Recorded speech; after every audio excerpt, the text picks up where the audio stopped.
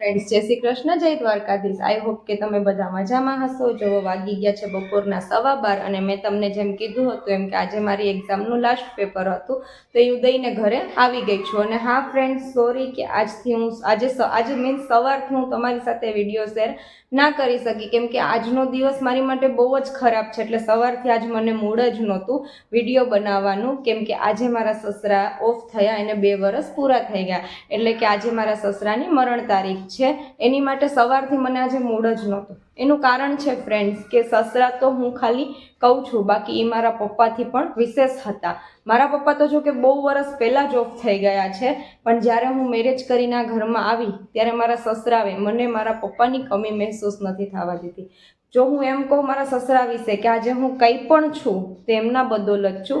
એનું કારણ છે કે ના ડાઉટ કે મારા હસબન્ડ છે એ મારા સપોર્ટમાં હતા. એમણે મને ભણાવવાનું કીધું હતું, પ્લસ કે હું જોબ કરતી હતી. અત્યારે નાના મોટા વિડીયો બનાવું છું, બધામાં મને મારા હસબન્ડનો સપોર્ટ તો હતો જ, પણ સાથે સાથે મારા સસરાનો પણ સપોર્ટ હતો. આજે જ્યારે સવારે હું એક્ઝામ દેવા જતી હતી, મારું પેપર એટલું બકવાસ ગયું છે ને, કેમ કે આજે મને કોઈ મૂડ જ નહોતો પેપર ભરવાનો.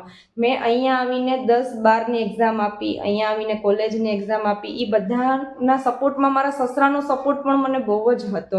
હું એમ કહું છું ફ્રેન્ડ્સ કે મારા સસરા પોતે ભણેલા નહોતા, પણ એમને એવી ખબર પડી કે મારી ઈચ્છા છે કે મને આગળ ભણવું છે, તો મારા સસરાએ બસ એક જ વાર મારા હસબન્ડને એમ કીધું હતું કે જો તું ના ભણાવી શકતો મને કહી દેજે, મારી દીકરીને હું ભણાવીશ. હવે તમે વિચાર કરો ફ્રેન્ડ્સ, જો એટલો મને પ્રેમ આપ્યો હોય એમણે, તો મને એમની કમી તો બહુ મહેસૂસ થતી હોય ને. એટલા માટે જ મેં આજે સવારથી વિડીયો કોઈ શેર નથી કર્યો તમારી સાથે, અને મને આજે સવારથી કોઈ મૂડ પણ નથી. ફ્રેન્ડ્સ, તો જો વાગી ગયા છે સાંજના 4 અને હું ઘરનું ઓલમોસ્ટ કામ પતાવીને ફ્રી થઈ ગઈ છું, કેમ કે મેં તમને જેમ કીધું એમ કે આજે મારા સસરાની મરણ તારીખ છે, તો મને એમની પાછળ છોકરા જમાડવા છે. તો પછી ફ્રેન્ડ્સ, છોકરા જમાડવા હોય તો અત્યારથી મને રસોઈ બનાવવાનું સ્ટાર્ટ કરવું પડશે, કેમ કે પછી રાતના સમયે બહુ લેટ થઈ જાય તો છોકરા માટે જમવા માટે ના આવે, કેમ કે નાના નાના છોકરા હોય તેમને વહેલું જમવાની આદત હોય, તો આપણે શું કહેવાય સમથિંગ 6 વાગે ત્યાં છોકરાઓને જમવાનું દઈ દેવું છે. તો જો હું માર્કેટમાંથી જઈને બધું શાક ને મને જે જમવાનું સાંજે બનાવવું છે એ બધું લઈ આવી છું. પછી હવે ફટાફટ રસોઈ બનાવી નાખું અને છોકરાઓ જમાડી દઉં. હેલો ફ્રેન્ડ્સ, તો જો વાગી ગયા છે 4:30 જ થયા છે, હજી વધારે ટાઈમ નથી થયો.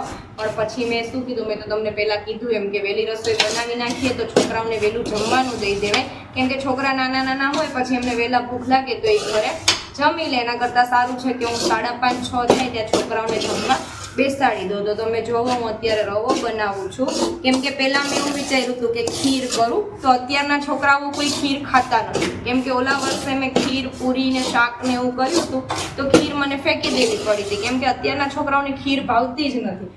અને ફ્રેન્ડ્સ, આપણે નાના નાના હતા ને કોઈક આપણને ખીર દેતા તો આપણે મૂકતા નહીં, પણ અત્યારના છોકરા ખીર નથી ખાતા, તો પછી કંઈક તો મીઠું એમને દેવું પડે. એટલા માટે જો હું રવો બનાવું છું. રવો બનાવીને પછી શાક ને પૂરી ને એવું કરી લઈએ, ત્યાં 6 વાગી જાય તો છોકરાઓને જમાડવા બેસાડી દઈએ.